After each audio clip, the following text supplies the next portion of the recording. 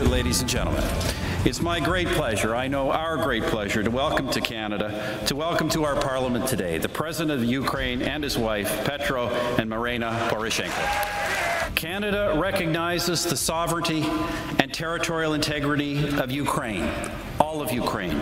And whether it takes 5 months or 50 years to liberate it, we will never, ever recognize the illegal Russian occupation of any Ukrainian territory. Well said. Welcome back to the arena. I'm Michael Cora. Now, Ukrainian President, as you heard there, Petro Poroshenko, met with Stephen Harper today. He was in Parliament. He'll be in Washington tomorrow. Does this strengthen Ukraine's hand, or is it really just window dressing? Marcus Sterch is from the Canadian Institute of Ukrainian Studies. It's emotional. It's marvelous to see. It makes you feel good. But does it really have any important consequences?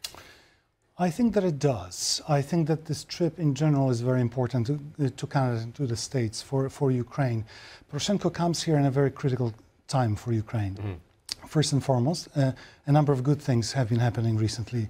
The EU and Ukraine just have ratified their agreement, which outlines very clearly where Ukraine wants to go in the future, which is towards the West and towards Europe. The government actually and the parliament also approved a number of very crucial documents, anti-corruption documents, which will help the country to go there. The country is getting prepared for the parliamentary election, which may actually give them for the first time the normally working parliament. But at the same time, Ukraine is facing a very, very serious danger of escalating violence, escalating military conflict. And the fact is that the war in the East has taken on a new stage with the de facto invasion of the Russian troops. And Poroshenko's recent big compromise with that shows that he is very much aware of the danger. I think he comes to Canada and to the States with great need for assistance and support in this. One thing in Canada, the enormous Ukrainian diaspora community, a Prime Minister who, on foreign policy, I think has been grand. Yes. But we are Canada. The United States is the only superpower. Yes. You have there a weak president, and with not much time to go as president, who probably doesn't want to get involved in foreign affairs. There may be lip service, but I don't think President Barack Obama is going to come down as a strong physical friend of Ukraine. Well, first of all, we in Canada are a small country and we have very little influence in Eastern Europe and Ukraine actually on the ground. However, Canada's leadership was extremely important on influencing actually Barack Obama and partly European Union and the NATO. Oh, really? I wasn't aware of that. They are following Canadian lead. Good. There is definitely so. If Canada did not go forward, they would be much slower in introducing their reforms because their sanctions and their sort of moves, because they have been much more ambivalent. The States was not as bad as Europe. Europe was very ambivalent, and although everybody in words supports Ukraine, in action it's not always so. I'm not sure about Barack Obama. I still hope that there will be increased economic sanctions. Today a bill was sort of proposed for the House of in the States for support in Ukraine. It is primarily from the Republican congressman. However, there are a number of Democrats in it as well. And it actually calls for not only economic help, but also some military help, not in a sense of boots on the ground. I don't think this is in the works at all. However, some help for the Ukrainian army in training and actually in arms sales. This is the main issue now. Playing politics here, the Ukrainian community, as we mentioned earlier, is very large in Canada. What is the community in terms of size and influence in the United States?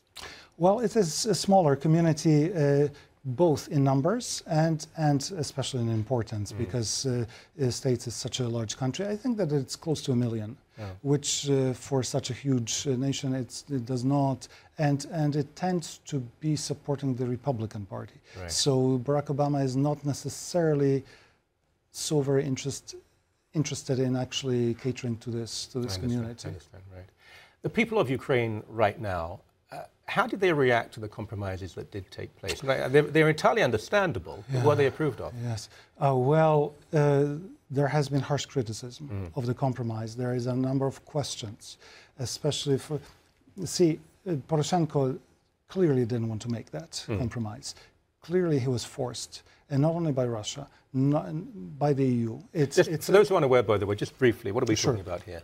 So we are talking about the fact that it is called a special system of governance for the occupied territories in the Donbass.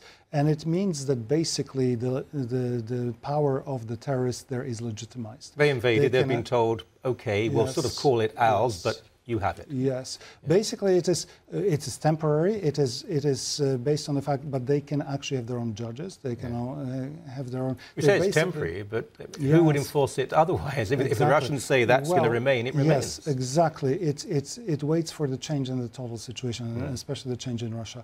What is really problematic about this? I mean, much of the Ukrainian community, many Ukrainians in Ukraine are actually very disappointed with it, but many do understand that he was forced to do that primarily also by the force of circumstances.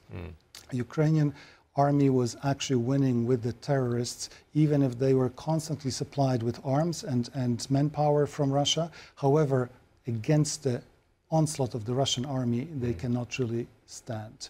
So basically what he's trying to do is to freeze that conflict on this particular area and try to at the same time give time for the sanctions to work. The problem with the document, as far as I can see it, is that the area is not clearly defined. And it just basically says what is under control of the terrorists right now. However, the terrorists may disagree what is under their control, and they may expand. And to tell you the truth, I believe that it will not stop Putin from further expansion. I mean, he entered with his army not just simply to occupy Donbass. Many analysts believe that he's really trying to, at least, in the very least, get a land corridor to the Crimea, because the Crimea cannot really survive the winter without supplies from Ukraine.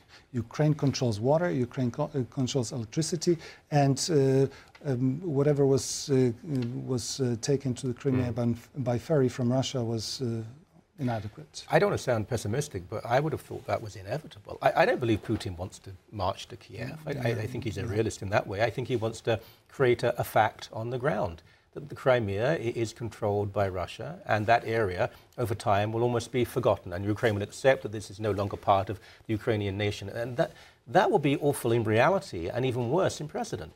Well, he probably would want to even something more. He would want Odessa as well, because from what I heard, although it's not confirmed yet, that there was some movement of troops into the region of Transnistria, which is part of Moldova, which is the pro-Russian separatist part of Moldova, and this would suggest an attack from that side as well. So, but I still believe that in the long term, he does not have a chance to really control such a huge territory with a population that is clearly against him.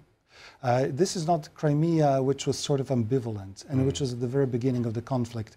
Right now, even the city of Mariupol, which is the Donbass, which is the closest to Russia, is basically united standing against the Russian army. They have militia formed, they have barricades. Basically, the entire population of the city is waiting to fight with the Russian army, not to surrender. Really? So basically, the only regions that are ambivalent right now are actually under Russian control already. Anything else is actually very strongly pro-Ukrainian, anti-Putin, not anti-Russian people, but anti-Putin and anti-aggression. And I know that the Ukrainian army is much weaker than the Russian army. However, I do believe that over time, sanctions will have a devastating effect on the Russian economy, especially if they are increased. Odessa produced so many people who've shaped the world. Absolutely. I think Trotsky, Jabotinsky. I mean, that could possibly become part of Russia is... Yes, and it is very difficult to accept for people in Ukraine, absolutely. And I Personally, I don't believe that it will happen. I believe that I want to believe that it will not happen. The corridor to Crimea is much more realistic and sort of short term. But and I do believe that eventually, I mean, you cannot really enslave 45 million people. You can do it for a short period of time, and especially that this aggression really consolidated Ukrainians against, whether they're Russian-speaking or Ukrainian-speaking. I'm very proud of Canada and this government at this point, and I have no Ukrainian blood or heritage. I don't like bullies, and well, I think we're leading the world in this. Thank you very much indeed. Thank you.